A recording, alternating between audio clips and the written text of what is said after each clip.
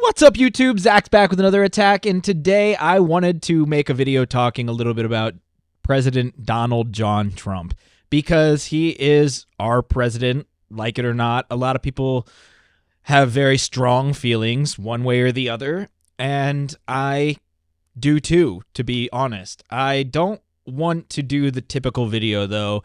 A lot of people have very intense rhetoric on both sides, and I think it might be beneficial just to take a look through everything that he's done in the last month that he's been running the country for his second term, and just kind of see what things that aren't so bad, what kinds of things that I think he's actually done that are beneficial. And coming from somebody who voted for him in 2016, and there's a lot of things that aligned with what I think would be good for the country that he ran on in 2016, that some of them then didn't happen, some of them did. Who are you going to raise taxes on? Some very wealthy are going to be raised. Some people that are getting unfair deductions are going to be raised. I want the hedge fund guys to pay more tax. Everybody's got to be covered. This is an un-Republican thing for me to say. Universal health care. I am going to take care of everybody. I don't care if it costs me votes or not. You know, it's a very difficult job to be president. I can admit that. It's a very charged country that we have right now, and sometimes it feels like anything that he does is not going to be received well by some people. And while that's fair, I think it could be beneficial, as he is all of our presidents, even the people who didn't vote for him, to take a look at some of the things that he's done running the country so far in the last month for his second term that are good or beneficial in some way. And so here's 10 things that a left-leaning independent can appreciate about Trump's second term so far. It's your boy with the beefy crunch burrito Zach's tattoo. back with another attack. I've got an itch I can't scratch, I'm missing a piece that completes a whole part of me, an open wound scar to see. Everybody come here, gather round, welcome to the freak show, the best in town. What the hell's wrong with me? I don't get along with anybody, honestly. I've been living in my own head constantly, thoughts jumbled around, think I need a new lobotomy. Wait. Number one, and probably the most basic thing that Trump has done, it's hard for people to be too strongly opposed to it, but obviously there is. Almost everything on this list is going to have some good sides and some downsides to it. All of these are going to have caveats, and I don't want to get into it too much because I want this to be a positive video about Trump from somebody who's left-leaning. And so while there's arguments against pretty much everything on this list, I would want to just focus for now on the positive aspects. And I think that this one's the easiest for people to get behind as number one. He signed an executive order banning federally the paper straws.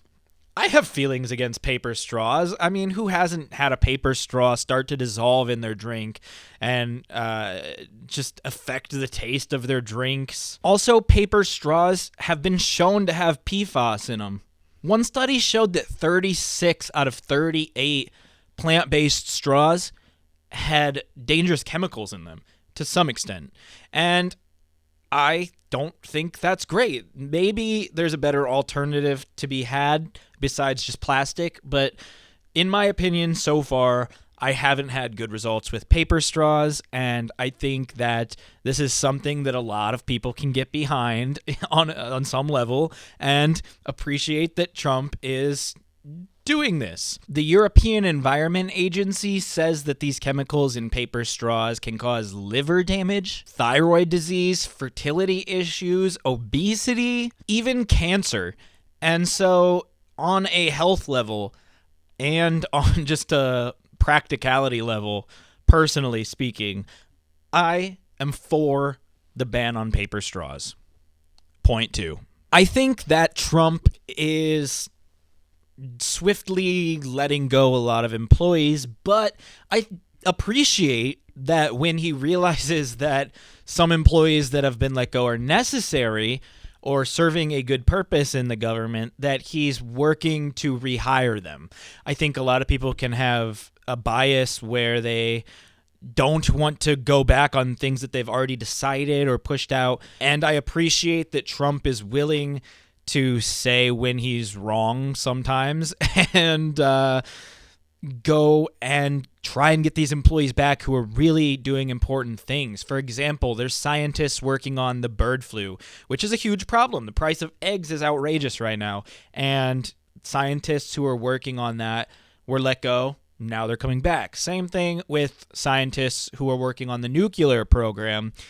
They're important, and there was attempts made to bring them back. There's also a hydroelectric dam in the Pacific Northwest where some employees were let go, and then some were offered to come back. And then there's the Indian Health Service, where 950 employees were offered their jobs back after being let go, where they could give medical assistance to indigenous communities. I don't know that anybody, even if you hate Trump, could be against that. Indigenous communities are benefiting from these employees coming back. I understand that some people don't want these employees to be fired in the first place, but the fact that they're being asked to come back and that it's being worked on and evolving as it develops, I think it's good for a president to admit when they're wrong and make changes to the things they've already decided to continue to benefit everybody. Likewise, the Department of Veteran Affairs is working to bring back employees who are working on the Veterans Crisis phone line.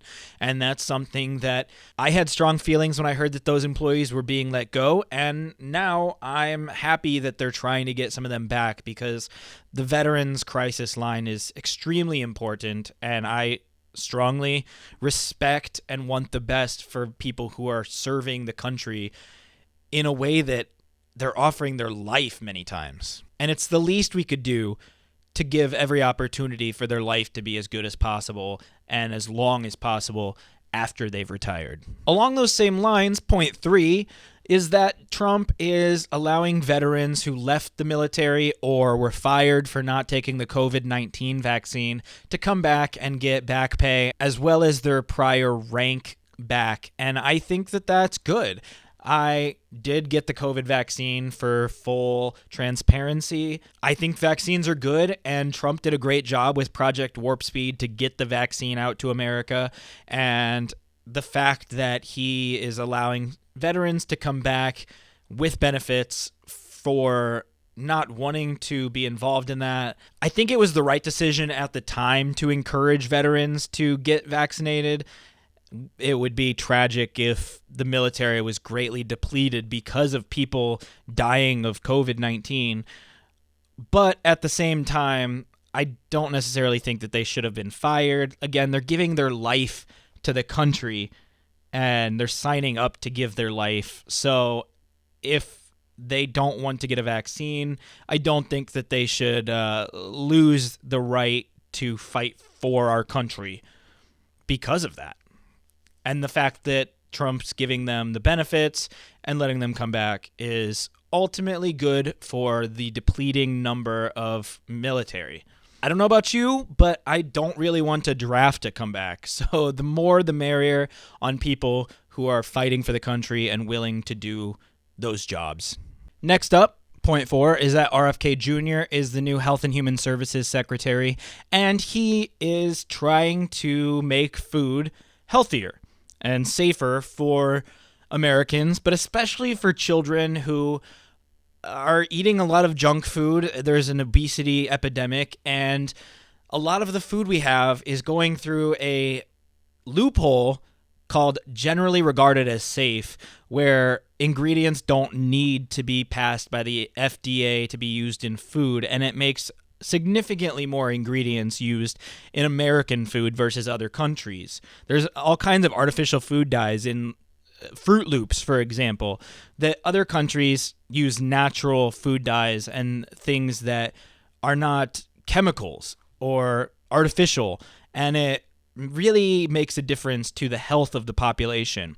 And I am all for that. I have a daughter, obviously, and I want the best for her. I feed her, and I want that food to be healthy. When I go to the store and buy food, I don't like that it's all processed and that it's all filled with sugars and fat and everything else that you can't even pronounce half the ingredients on the list. You'll buy some chicken and it's got 27 ingredients in it, and I don't necessarily think that that's right. So hopefully some of that can be reined in. There's been people for years trying to fight against this loophole, but no one's really had success. But I do think that the brute force, if you will, that Trump is approaching his term with might actually be beneficial to get this done and help the children especially, but really all Americans, because we all eat food every day. And we all buy food that's made in America and processed here, and it should be the best quality possible. Next up is going to be perhaps a little controversial, because I know that it's a very divisive topic to talk about immigration reform, but I think that there's benefits to it when violent criminals are being deported. I won't say that all immigrants are violent criminals, and I definitely won't say that a majority of crime is being committed by immigrants. But anytime that somebody who's a violent criminal is able to be gotten off the streets and unable to hurt our people is a benefit to me in the end of the day. For example, there's Humberto Romero Avila, who's wanted for murder in Mexico. We deported him back there. And Joseph Boating, who committed sex crimes against a minor in Ohio. Those are two examples of people who Trump's administration has gotten out of America and aren't going to be hurting people anymore. Again, there's a lot of caveats in all of these points, but I think it's hard to argue with the fact that people who are actively hurting people, especially minors, are better off in this country without any documentation. Next up is one of the biggest reasons that I voted for Trump in 2016. Our national debt is just way, way, way too high. And any country that's $36 trillion in debt is going to have economic issues. The interest that we're paying on that is higher than the military budget, as Elon Musk said. And the fact that nobody's really been able to do anything about it, and it just keeps increasing and increasing year after year, is something that I don't want my children to still be dealing with. So hopefully something can be done about that. And Trump is backing the House's plan to cut $2 trillion in spending from the budget. Now, we can argue till the cows come home about which things are worthy of being cut and which things are necessary to keep. But at the end of the day, if we can get $2 trillion cut out of spending and then keep working on that, I think it's a positive direction towards helping the national debt that will make a better future for, again, the children, but also all Americans, because the economy impacts every single person who lives here. And I think that spending cuts, if done wisely, can only help create a better future. Number 7 is Trump's efforts to make IVF more affordable and accessible to Americans. He's doing everything that he can to try to figure out ways to make IVF a more realistic option for American families. And so many American families struggle with fertility and are doing everything that they can, but just it's not financially feasible, especially in the state of the economy as it is currently. And so I think that while there has to be other things to go along with that to make IVF a great option for anybody who needs that as an option, I think that the steps being taken are only good to make IVF more accessible and affordable for Americans who want to start a family in that way. And having that as an easier option is something that I can tell Trump is passionate about, and that even people who don't like him might be able to get behind to some extent. It's one of the things that I see him doing that is benefiting everyday people, and I like it when presidents do things that benefit everyday regular people. Number 8 is a defense thing. He's trying to create an Iron Dome for America, similar to what Israel has, where we can defend ourselves from missiles and counterattack. And I think that's important as we're seeing all these wars across Europe, and some people are starting to be less happy with America. I think that an Iron Dome, if you will, where we can defend ourselves more effectively and more proactively, is something that can benefit all Americans. And especially for the military, because this is something that would be more remote and something that we wouldn't have to send in boatloads of troops to do anything with it. We could just have scientists working on this and people who are monitoring and improving the technology to really make America safer. And that's something that I feel strongly about. I think a safe America is a good America, and these threats from other countries with missiles, and as their technology gets improved as well, it's stuff that we might not see coming unless we have some kind of technology like this. So I am not opposed to this at all. I think as long as it can be done in a way that is smart and doesn't drastically increase the national debt, then it is a net positive for several decades to come. Number 9 is the executive order that Trump signed to fully recognize on a federal level and give the benefits to the Lumbee tribe of North Carolina. This is another way that Trump is working to benefit the indigenous people in America, and I respect that. I think that he's appreciating their historical relevance, their cultural heritage, and while they have been federally recognized for some time, the full benefits that are supposed to come with that just haven't, and I think that this is the first step towards mending that. Because of President Trump, hopefully the Lumbee tribe of North Carolina, which is currently somewhat of a country within a country, is able to have access to federal benefits that allow them to have housing, education, clean water, and more. According to the 2020 U.S. Census, there is 56,000 people in America who identify as members of the Lumbee tribe, and hopefully some more benefits can be given to them because of the actions of Donald Trump and the Secretary of Interior. And lastly, which may be the most controversial, I am somewhat appreciative for DOGE modernizing the software being used on government systems. I think that some of these systems are really, really old and inefficient.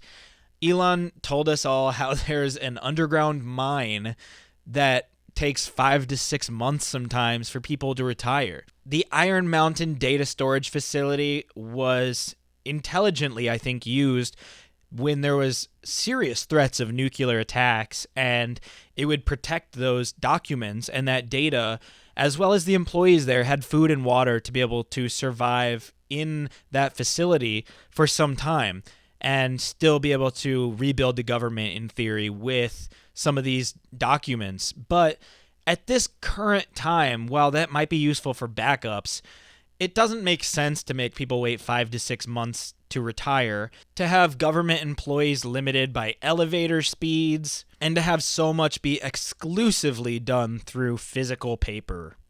While I do think newer softwares are more prone to hacking and bugs and things like that, I think that Elon showed us that any software can be hacked if you have the right people and enough money. And so I would feel more comfortable with backups perhaps being on paper in this facility, but the actual documentation being done in a more secure and efficient way that the government develops. And I think that that's doable if the resources are put in that direction. I'm not going to sit here and say that everything Doge is doing is good, but as far as modernizing software, which is one of the big things that Elon Musk was originally tasked with, I think that that is good. Any company in America is not using Windows 95. They're using the latest softwares that have been optimized for security, that have the most stability and optimization for hardware that's currently being used, and everything is much more efficient than if it was all done on paper still.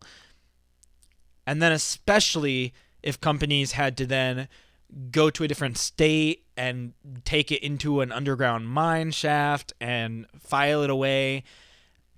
I mean, there's pros and cons to everything, but I think that this could be improved. And certainly other softwares could be improved by somebody who knows about software to an extent and is willing to help go that direction. So, I know you don't hear too much about good things that Trump has done from left-leaning people.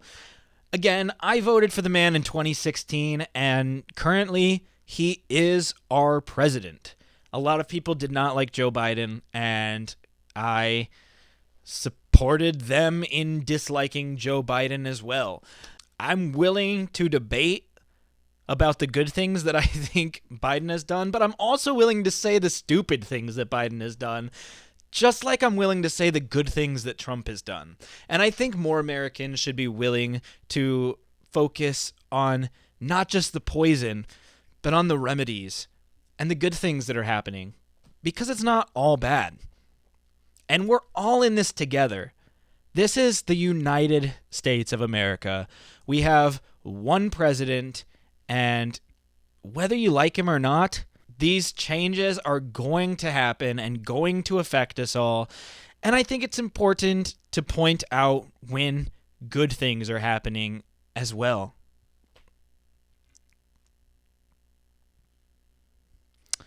I love this country. I don't necessarily love the current president, but as long as I love this country, I will root for whoever is our president and want them to make smart decisions that are beneficial to the people in this country. And so I hope that some of these points can speak to people on the left, and I'm sure that the people on the right also like these points, and hopefully the world can keep coming together and Americans can keep coming together to find the good and the bad instead of just partisanly saying everything is bad. Maybe I'll do a video about the 10 things that I really don't like that Trump has done.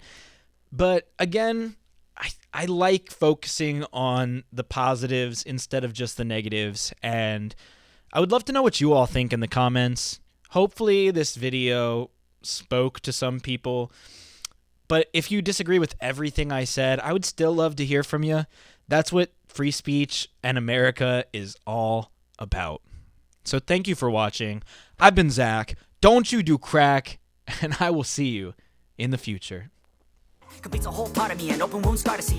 Everybody come here, gather round. Welcome to the freak show, the best in town. What the hell's wrong with me? I don't get along with anybody, honestly. I've been living in my own head constantly. Thoughts jumbled round, think I need a new lobotomy. Wait.